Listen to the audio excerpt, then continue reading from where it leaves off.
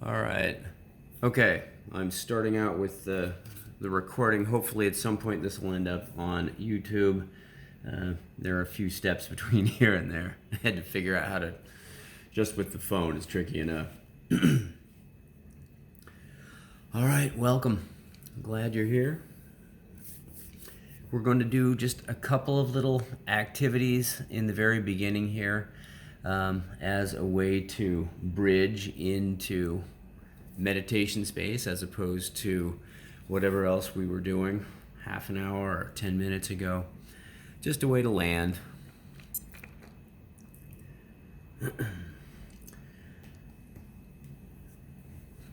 So right off the bat, let's just check in with posture. And I know you are already well established in your practice, so you know that you want your upper body to be upright, your lower body to be stable and comfortable. And we really want to find a sense of firmness or groundedness as we sit, so that the feet are planted on the floor and your butt is firmly on the cushion and your spine long and tall and your head inclined toward the sky with your chin possibly tucked in just a little bit. So this is the posture of paying attention. This is the kind of posture they told you about in school when they asked you to sit up straight, and there's very good reason to believe that being upright, being attentive in the physical body promotes the same kind of thing inside and with the mind. So the very first thing I wanted to do is do a quick little introduction to paradox. And the guidance that I would suggest for working with paradox today is to hold it very loosely and to see if there's any room for playfulness and experimentation with this particular topic. So in order to do this, I will suggest that you commit to complete stillness this evening. And that's going to work on a number of levels. So consider this intention to be completely still. And then if you are reasonably comfortable doing so, go ahead and check in with your posture. If it's not going to shake your headset off, go ahead and give your head a quick little shake. Make a little noise. This kind of thing. Just to loosen it up, open it up. Got it. And then in the same vein, I will ask you to commit to silence for the duration of the meditation. And then one more time, we will shake it out a little bit, move a little bit, maybe let out a great big sigh just to get in touch with the body and the breath.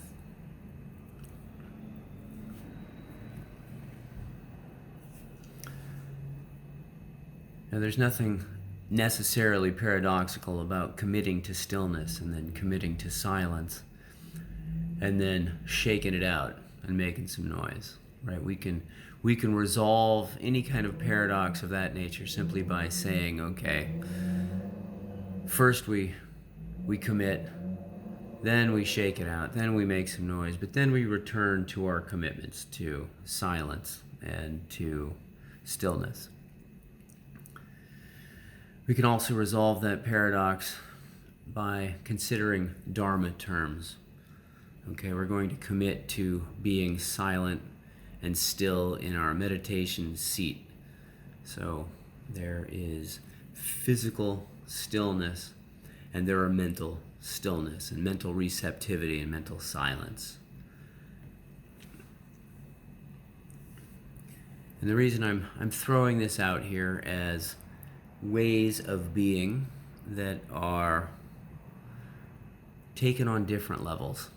So you can be operating on the Dharma level, on the meditation level, on the physical level.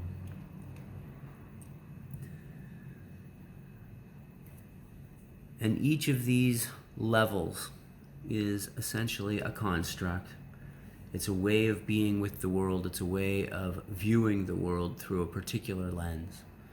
And if we shift back and forth from the Dharma level to the meditation and mental level to the physical level, we treat these same ideas as totally different things, which is to say that the silence that we seek in our meditation, the construct that our minds create and produce to identify this shared thing, this silence that I speak of, and this silence that you are doing. The construct itself allows us to communicate, but it is constructed.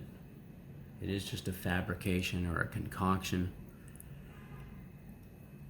And in understanding that, at least on the intellectual level and hopefully on the practice level as well, we can see that the constructs are really mediating our reality, and that the reality itself that we take to be so firm and steady is actually controlled by the construct. And the point of this is to loosen up a little bit, to lighten up, to take different perspectives, and to feel different ways of being with our perception, our awareness of what we take to be a firm and solid reality.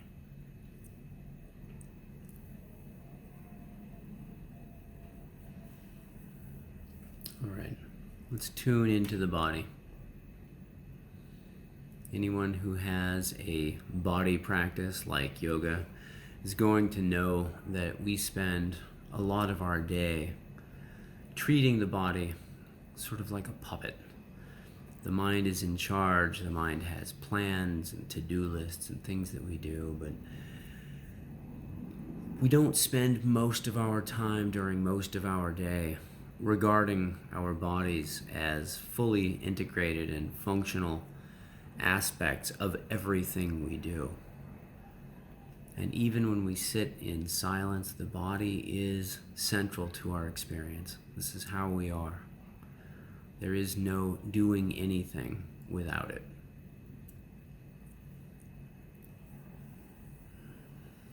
So I'll invite you to shift out of the mode where we treat the body as sort of a machine or a puppet or something that we ask to do a bunch of tasks, and move into the mode where we allow the body to actually lead.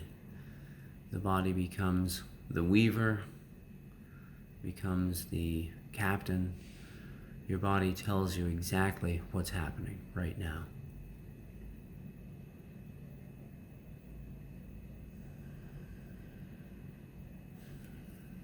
So let's come back to our physical posture. Consider the lower body in particular as providing you with strength and stability, but also firmness and resolve, the foundation for our commitments to stillness and silence. And often, if we are anchoring our practice in our lower body, our butt, our legs, our feet, it can be helpful to imagine the possibility that we can grow roots. The roots extend down through the cushion, down through the floor, down as far as you need to feel rooted. Rooted as with a large tree, stable, secure, nourished.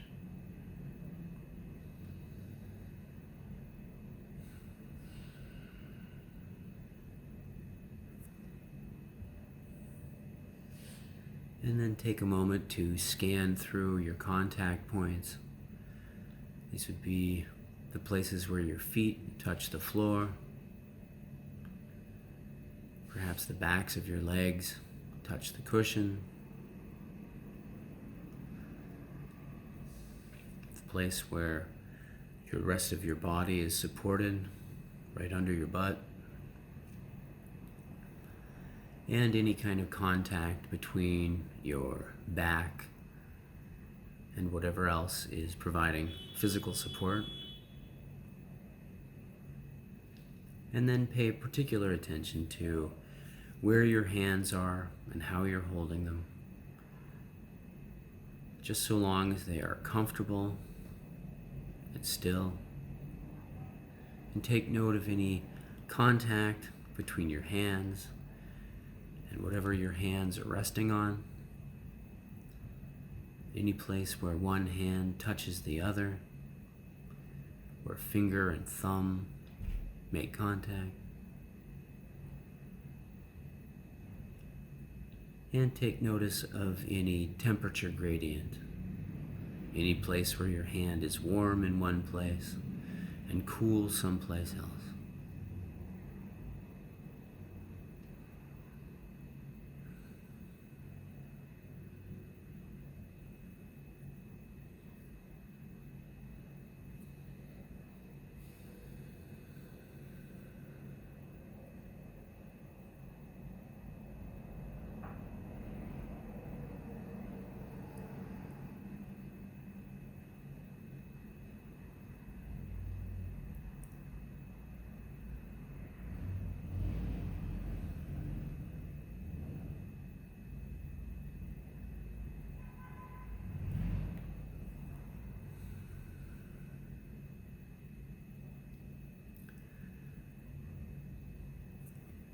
Now draw your attention up into the back of your neck.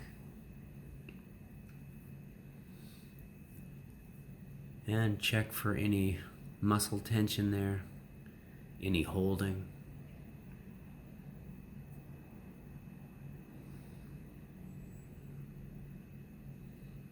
And notice that even as your body relaxes, there's often room for just a little more release.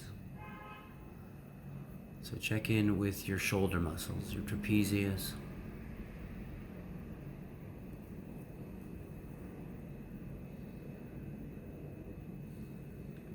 Your jaw should be loose, relaxed. Mouth generally closed with your teeth just a little bit apart. Really anything other than clenched.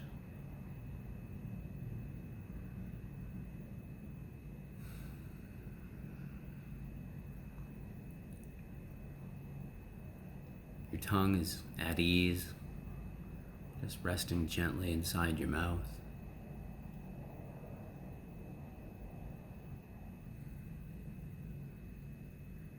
And the back of your throat is relaxed, easeful, unconstricted, and open.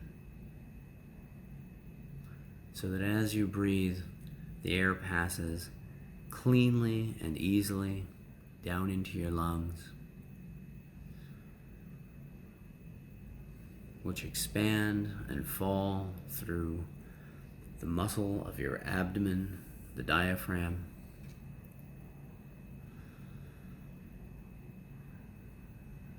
and then bring your full attention into the belly.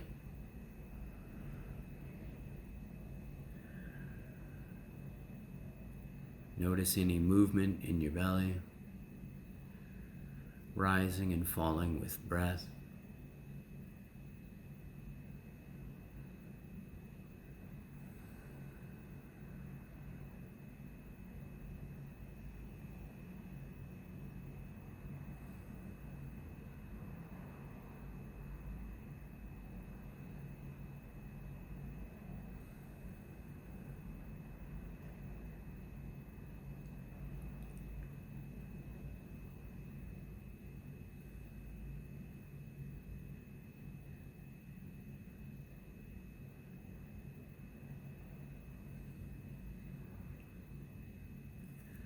Now extend your attention around to include the sides of your abdomen and your lower back.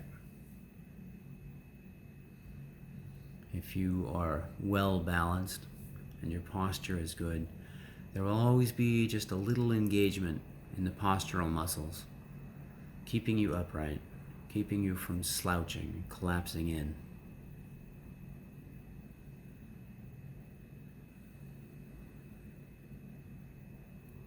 We can expand our field to include the rib cage, the front, the sides, and the back of the rib cage,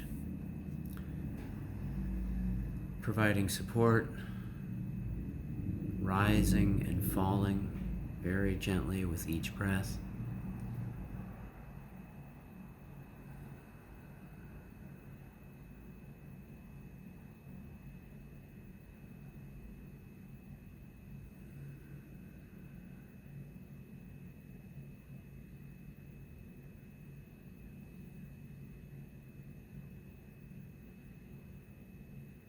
And now including the area of your outer shoulders and your armpits and across your chest and across your upper back.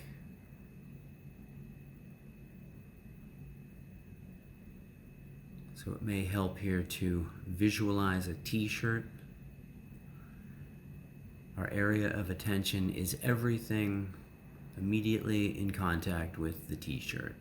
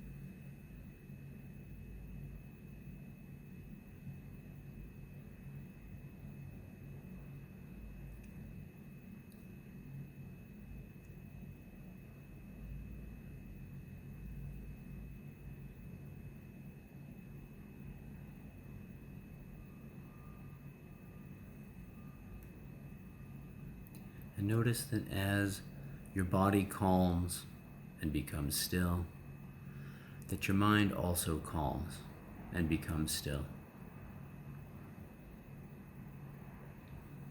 There's a wave of relaxation, of ease. There's nothing to do and nowhere to go.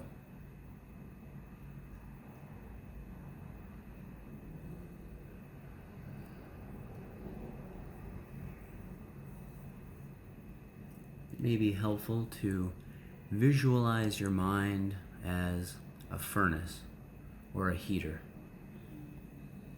It's been on all day. But now we have all that we need, and the furnace shuts down. But it never turns completely off, because at the center of the furnace there is always a tiny pilot light that stays lit. And now as we turn our attention inward to the processes of mind, you can take a moment to imagine the pilot light. Small, unwavering, a tiny flame.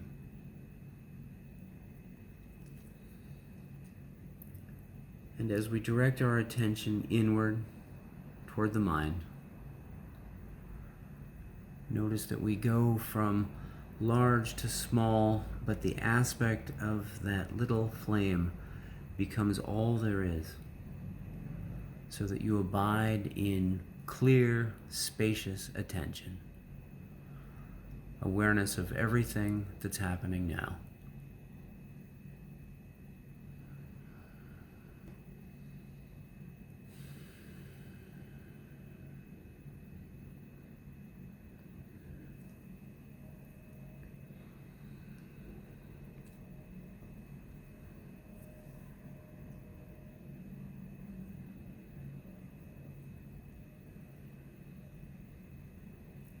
we're going to take up two objects of meditation.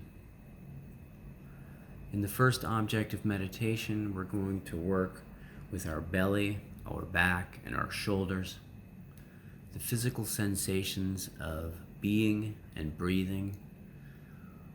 This is the body knowing the body.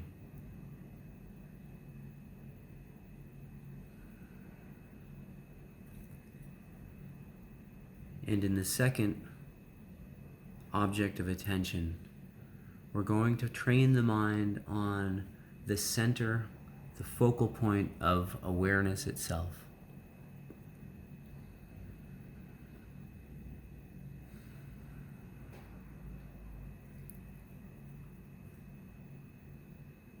This focal point of awareness may present itself as the sense of being aware of everything else that happens, specifically someplace an inch or two behind your eyes or between your ears. Check to see if your focus of awareness is located in a specific spot.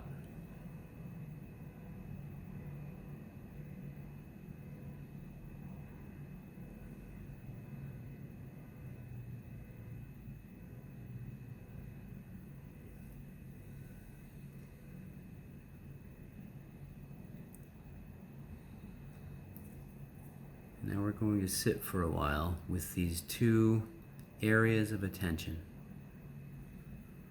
so that you are either aware of your belly, back, and shoulders, or you are aware of the place that awareness and attention happen.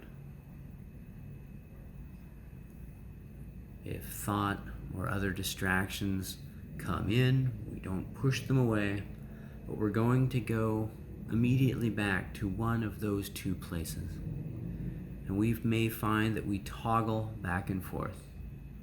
Awareness, body, center of attention, belly, back, and shoulders.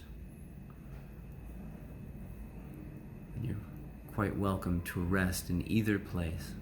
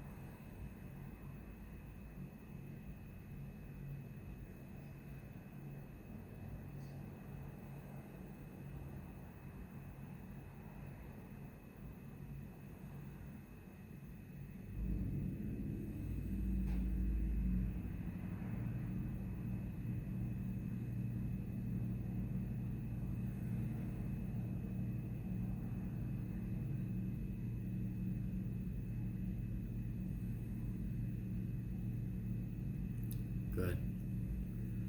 Now, if you haven't done so already, expand the scope of awareness to include the physical sensations of breathing. This may happen at the tip of the nose. This may happen just inside the nostrils. You may be most aware of the in-breath in the back of the throat.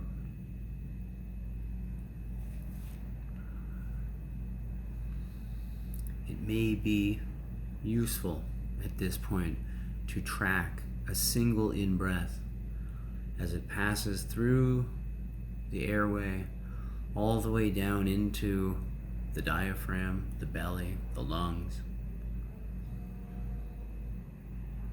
so that the object of attention becomes the expansion and falling of the entire abdominal region,